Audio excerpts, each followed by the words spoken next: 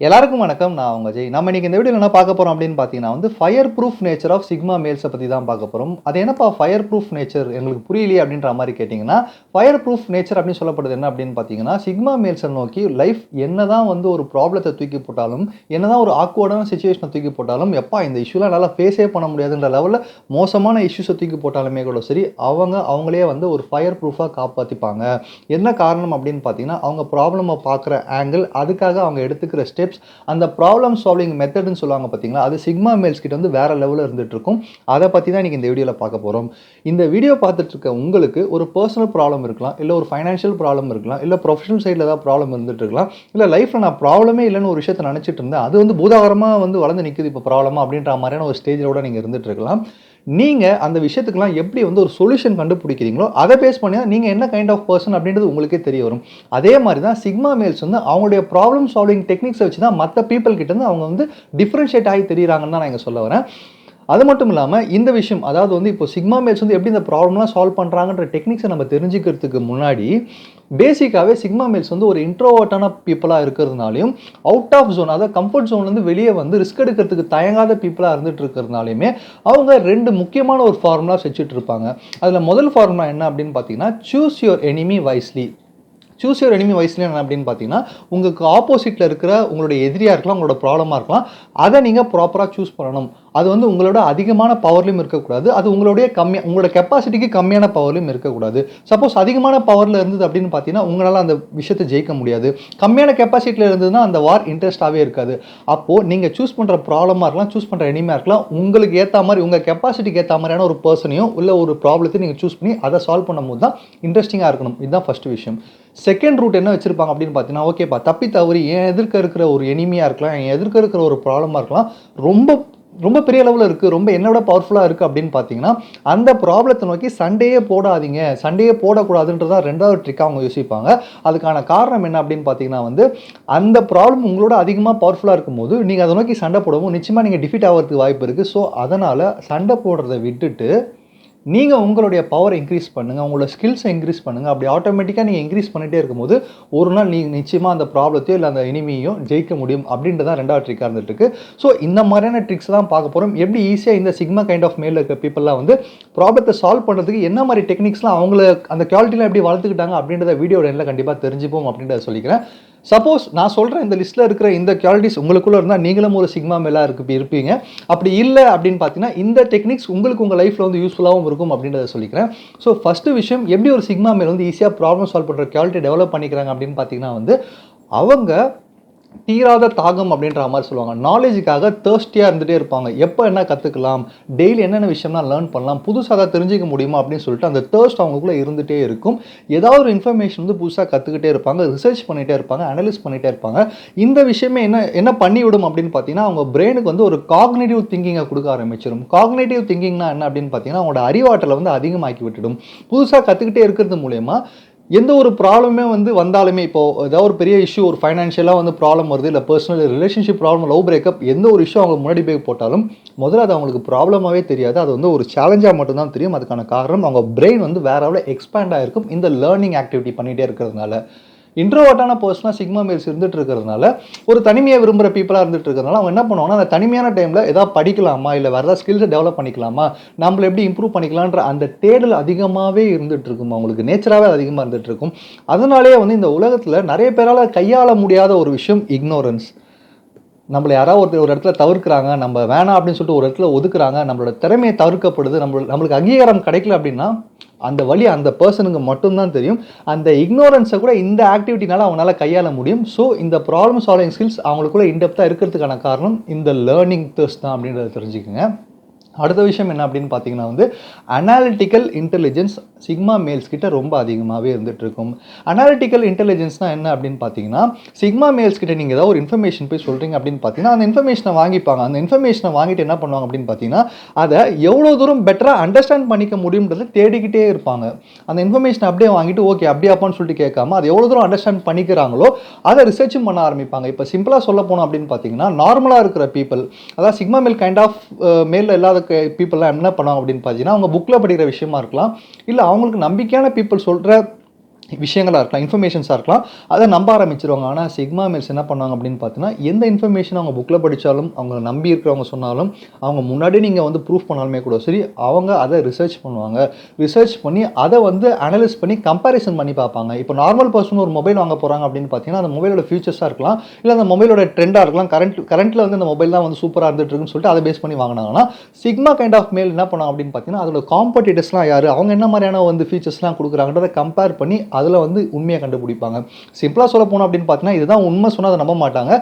அதில் எது உண்மை அப்படின்றத தேடி கண்டுபிடிச்சி அதை தான் நம்புவாங்க. இந்த ஒரு குவாலிட்டி அவங்களுக்கு இருக்கிறதுனாலே அவங்களுடைய அந்த ப்ராப்ளம் சால்விங் ஸ்கில்ஸ் வந்து நிறைய அப்ரோச்சஸ், யூனிக் அப்ரோச்சஸ்ன்னு சொல்லுவாங்க.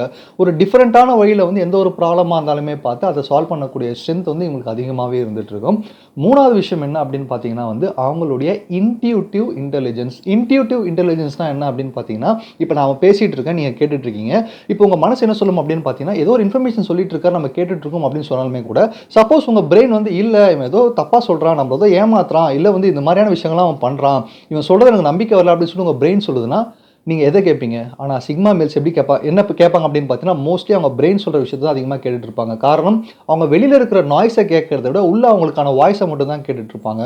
என்னதான் வெளியில் வந்து உண்மையான ஒரு விஷயம் பிம்பமாக தெரிஞ்சாலுமே கூட சரி, அவங்க இன்ட்யூஷன், அவங்களோட இன்னர் வாய்ஸ் வந்து இல்லை இது தப்பாக இருக்குது, இது வேண்டாம் அப்படின்ற மாதிரி சொல்லிச்சுன்னா அப்படியே பேக் அடிச்சிருவாங்க. இதுதான் நான் இன்ட்யூட்டிவ் இன்டெலிஜென்ஸ் அப்படின்ற மாதிரி சொல்கிறேன். அதனால் சிக்மா மேல்ஸ் கிட்ட நீங்கள் எந்த ஒரு இன்ஃபர்மேஷன், எந்த ஒரு விஷயம், ஒரு ப்ராப்ளம் சொல்லி அதுக்கு இன்ஃபர்மேஷன் கேதர் பண்ண சொன்னீங்கன்னா அவங்க எப்படி பண்ணுவாங்க அப்படின்னு பார்த்தீங்கன்னா, எல்லா இன்ஃபர்மேஷனுமே கேதர் பண்ணி வச்சுக்கிட்டு அதில் இருக்கிற உண்மையான ரிசர்ச்சை அனலைஸ் பண்ணாலுமே கூட சரி, அவங்களுடைய இன்ட்யூஷன், உள்ளுணர்வு என்ன சொல்லுதோ அதை பேஸ் பண்ணி தான் நமக்கு அதுக்கான ஆன்சர் சொல்ல ஆரம்பிப்பாங்க. ஸோ உள்ளுணர்வுக்கு அதிகமாக மரியாதை கொடுக்கறதுனால அவங்ககிட்ட இன்னொரு ஒரு பவரும் இருக்கும். அது என்ன பவர் அப்படின்னு பார்த்தீங்கன்னா, இப்போ நான் இந்த ஸ்டெப் எடுத்து வைக்க போகிறேன் அப்படின்னு பார்த்தீங்கன்னா, இப்போ நான் ஒரு விஷயம் பண்ணுறேன்னா அதோட அவுட்கம் என்னவா இருக்கும், அதோட ரிசல்ட் என்னவா இருக்கும்ன்றத, ஃபியூச்சரில் என்னவா இருக்குன்றதை இப்பயே அதிகமாக சூப்பராக ப்ரிடிக்ட் பண்ணக்கூடிய குவாலிட்டி சிக்மா மேல்ஸுக்கு ரொம்ப அதிகமாகவே இருந்துட்டு இருக்கும். அப்போ இந்த அவுட்கம் வரப்போகுது, இந்த ரிசல்ட் தான் வரப்போகுதுன்னு தெரிஞ்சிச்சுன்னா அது பாசிட்டிவாக இருந்தால் மூவ் பண்ணுவாங்க, நெகட்டிவாக இருந்தால் பேக் அடிச்சிருவாங்க. இந்த குவாலிட்டினாலே அவங்க ஈஸியாகவே ப்ராப்ளத்தை, எந்த ப்ராப்ளமாக இருந்தாலுமே சால்வ் பண்ணிட்டு போயிட்டே இருப்பாங்க அப்படின்றத தெரிஞ்சுக்கிச்சிங்க. ஸோ அடுத்த குவாலிட்டி என்ன அப்படின்னு பார்த்தீங்கன்னா, தேர் அடாப்டபிலிட்டி நேச்சர்னு சொல்லலாம். அடாப்டபிலிட்டினா என்ன அப்படின்னு பார்த்தீங்கன்னா வந்து, இப்போது நீங்கள் ஒரு ப்ராப்ளத்தை பார்த்துட்ருக்கீங்க, உங்களுக்கு ஏதோ ஒரு ப்ராப்ளம் சால்வ் ஆகணும் அப்படின்னு பார்த்தீங்கன்னா, அந்த ப்ராப்ளத்தை எப்படி சால்வ் பண்ணுறதுன்றது நீங்கள் தேடிட்டே இருக்கும்போது உங்களுக்குள்ள ஒரு ஈகோ இருக்கும், உங்களுக்குள்ள ஒரு எமோஷனலான ஒரு பர்சன் இருந்துகிட்டே இருப்பான். அவன் என்ன பண்ணுவான் அப்படின்னு பார்த்தீங்கன்னா, இந்த ப்ராப்ளத்தை யாரோ ஒரு பர்சன் இருக்குவாங்க உங்கள் மனசில், பயங்கர கோவமாக இருக்கும், அவங்கள பார்த்தாலே பயங்கரமாக கோவப்படுவீங்க, அவன் வேணாம் வாழ்க்கைக்கு சரியாக எனக்கு மிகப்பெரிய துரோகம் பண்ணிட்டான்ற ஒரு டார்ச்சரில் நீங்கள் இருந்துட்டு இருப்பீங்க. அந்த பர்சனை போய் பார்த்து நேரில் பேசிட்டிங்கன்னா இந்த ப்ராப்ளமே சால்வ் ஆகிடும்ன்ற தாட் உங்களுக்குள்ளே இருக்கும். ஆனால் அதை தாண்டி அவங்ககிட்ட மட்டும் நான் பேச மாட்டேன், அதை தாண்டி நான் வேறு சில விஷயங்கள் பார்க்குறேன்னு சொல்லிட்டு நம்ம ப்ராப்ளத்தை சால்வ் பண்ண சுற்றிட்டு இருப்போம். ஆனால் சிக்மா மேல்ஸ் என்ன பண்ணுவாங்க அப்படின்னு பார்த்தீங்கன்னா வந்து, ப்ராப்ளமை சால்வ் பண்ணுறதுக்கு என்ன செய்யணுன்றதை ப்ராப்பராக இறங்கி, அவங்களுக்கு சுத்தமாக பிடிக்காத பர்சனாக இருந்தாலுமே கூட சரி, அந்த பர்சன்ட்ட பேசி முடிக்க முடிஞ்சால் அந்த ப்ராப்ளத்தை முடிக்க பார்ப்பாங்க. இதை தான் என்ன சொல்லுவாங்க அப்படின்னு பார்த்தீங்கன்னா, if you want to solve a problem don't take anything personal அப்படின்ற மாதிரி சொல்லுவாங்க. எதையுமே பர்சனாக எடுத்துக்கூடாது. நம்மளை வந்து ஒருத்தர் ஏதோ தப்பாக பேசுகிறாங்க, நம்மளை வந்து தேவையில்லாமல் பேசுகிறாங்க அப்படின்னா, நமக்கு நாம யாருன்னு தெரியும். அவன் என்ன வேணால் சொல்லிட்டு போகிறான், என்னை பற்றி தப்பாக கூட பேசிட்டு போகிறான், எனக்கு இந்த ப்ராப்ளம் சால்வ் ஆகணும், நான் எதையுமே பர்சனலாக எடுத்துக்க விரும்பல, யாரையுமே நேராக பகச்சிக்கவும் மாட்டேன்ற குவாலிட்டி சிக்மா மேல்ஸ் கிட்ட இருந்துகிட்டே இருக்கும். இந்த குவாலிட்டி அவங்கக்கிட்ட இருந்துகிட்டே இருக்கிறதுனால அவங்ககிட்ட ஒரு எஸ்பெஷலான ஒரு பவர் இருக்கும். என்ன பவர் அப்படின்னு பார்த்தீங்கன்னா, நார்மலாக ஒரு நார்மல் பர்சன் வந்து ஒரு ப்ராப்ளத்தை சால்வ் பண்ணும்போது ஸ்டெப் பை ஸ்டெப் போயிட்டே இருப்பாங்க. ஒரு கட்டத்துக்கு மேலே அவங்களால மூவ் பண்ண முடியலன்னா அப்படியே ஸ்டக்காக நின்று அந்த ஆங்கிள்லேயே பார்த்துட்டு இருப்பாங்க. இந்த ஆங்கிளை தாண்டி மல்டிபிள் ஆங்கிளில் யோசிக்கிற டேலண்ட் சிக்மா மேல்குள்ளே வந்துகிட்டே இருக்கும். அதுக்கான காரணம் அவங்க எதையுமே பர்சனலாக எடுத்துக்க மாட்டாங்க, எல்லா வேஸ்லையுமே போய் பார்ப்பாங்க. ஒரு லேமேனவும் பார்ப்பாங்க, ஆப்போசிட்டில் எதிரியாக இருக்காங்களோ அவங்க ஆங்கிலேருந்தும் அந்த விஷயத்தை பார்ப்பாங்க. ஸோ இவங்களுக்கு number of possibilities to solve the ப்ராப்ளம்னு சொல்லுவாங்க, அது அதிகமாக இருந்துகிட்டே இருக்கும். ஸோ இதனாலேயுமே வந்து அவங்க ப்ராப்ளத்தை ரொம்ப தட்டி தூக்கிட்டு போயிட்டே இருப்பாங்க. ப்ராப்ளமாகவே அவங்களுக்கு தெரியாததுக்கான காரணம் இதுவும் ஒன்று. அடுத்த விஷயம் என்ன அப்படின்னு பார்த்தீங்கன்னா, அடுத்த குவாலிட்டி என்ன அப்படின்னு பார்த்தீங்கன்னா வந்து, அவங்க பீப்பிள்ஸ் கூட மென்டலாக கனெக்ட் ஆவாங்க, எமோஷனலாக கனெக்ட் ஆக மாட்டாங்க. சிக்மா மேல்ஸ் கிட்ட இருக்கிற ரொம்ப ஒரு சிக்னிஃபிகண்ட்டான ஒரு குவாலிட்டின்னு கூட சொல்லலாம் இது. அவங்களால வந்து எமோஷனல் இன்டெலிஜென்ஸை ஹேண்டில் பண்ண முடியுன்றதை தாண்டி பீப்புள் கூட ரொம்ப எமோஷனலாக கனெக்ட் ஆக மாட்டாங்க, மென்டலாக தான் கனெக்ட் ஆவாங்க.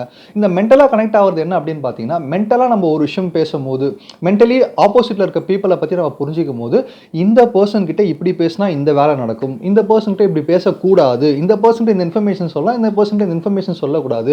இவங்ககிட்ட போய் ஹெல்ப் கேட்டால் கிடைக்கும்னு தெரிஞ்சு போய் ஹெல்ப் கேட்கறது ஒரு விஷயம், போய் ஹெல்ப் கேட்டு தான் பார்க்கலாம் கிடைச்சா கிடைக்கும்னு சொல்லிட்டு போய் கேட்கறது ஒரு விஷயம். அப்போ நம்ம டைம் வேஸ்ட் ஆகிறது கூட நமக்கு தடுக்கும். ஸோ இது எல்லாமே தெரிஞ்சு வச்சுக்கிட்டதுனால தான் சிக்மா மேல்ஸ் வந்து மென்டலாக கனெக்ட் ஆகுறாங்க. மென்டலாக கனெக்ட் ஆகிறது மூலிமா அவங்க டைம் அதிகமாக சேவ் பண்ணுறாங்க.